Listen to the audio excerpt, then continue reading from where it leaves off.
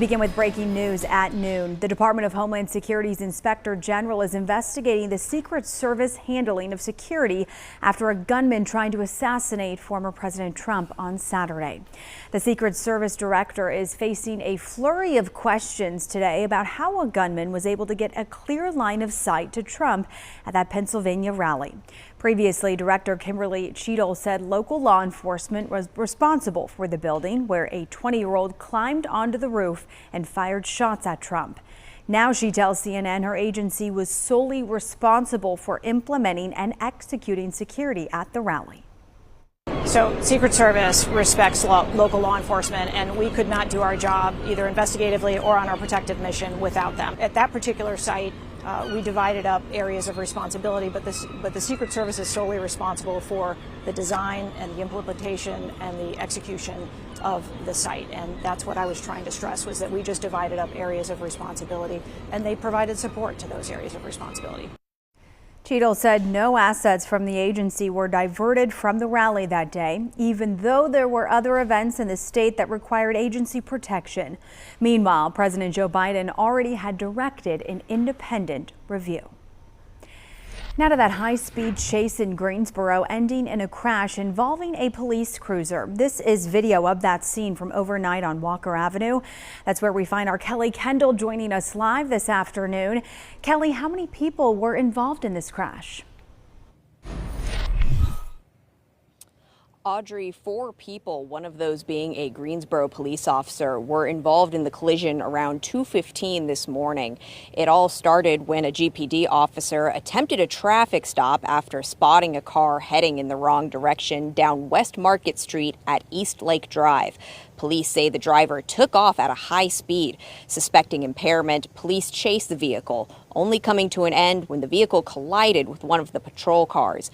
There were 3 people in the suspect vehicle and 1 officer involved in the crash. We spoke with a man who lives along Walker Avenue. He says the loud sound of the crash woke him up.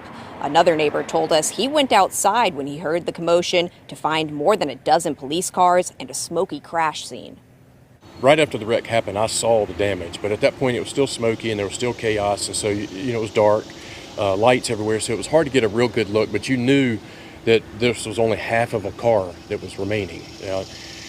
Later, 6 hours later, as the tow trucks went by, I saw the car up close and personal, and it literally looks like somebody chopped the car in half.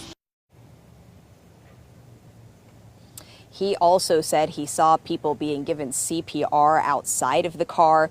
Guilford County EMS says 3 people have sustained life-threatening injuries and 1 has serious injuries. GPD and North Carolina State Highway Patrol are investigating the crash.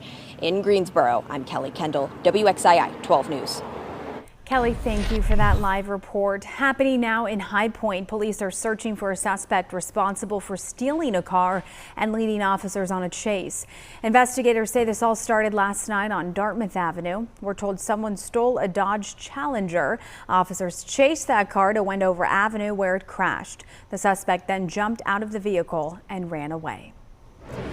Today is a WXII 12 first warning weather impact day. A live look outside from our camera in Winston-Salem. Blue skies out there. Another hot day across the Piedmont Triad. Some storms are on the way to hopefully cool us off. Meteorologist Dave Aiken joins us now. Dave, time out those storms for us today. Hey, Audrey. Yeah, well, it'll probably be as we've gotten used to. Later this afternoon into the early evening hours, we may see some showers and thunderstorms develop, and I'll show you the radar in a second. There's really not a whole lot to talk about at the moment on the radar, but the temperature is still kind of the big story today, too. Our last day where we'll see our temperatures later this afternoon get into the 90s. We're doing pretty good now. 88 High Point, Winston-Salem, and Randleman. 89 in Snow Camp, also up at Reidsville. 90 already up in Stokes County, up around Danbury, and you team in the humidity. Makes it feel hotter out there, as you know. We've gotten used to these numbers. Into the low and mid 90s is what it feels like out there at this hour, and those numbers will increase as we get into the heat of the afternoon too. Temperatures in the mountains into the upper 70s right now. 77 Sparta and 88 at North Wilkesboro in the foothills. Heat alerts, heat advisories are really down to our east, not in the WXI viewing area for the most part. Chatham, Orange County, Moore County, and then all points east of that until 8 o'clock tonight. But nevertheless, still going to be hot and humid out there this afternoon. Visible satellite, not a lot of cloud cover out there at the moment. We look at the radar and nothing to show you until you get offshore. There's some showers and storms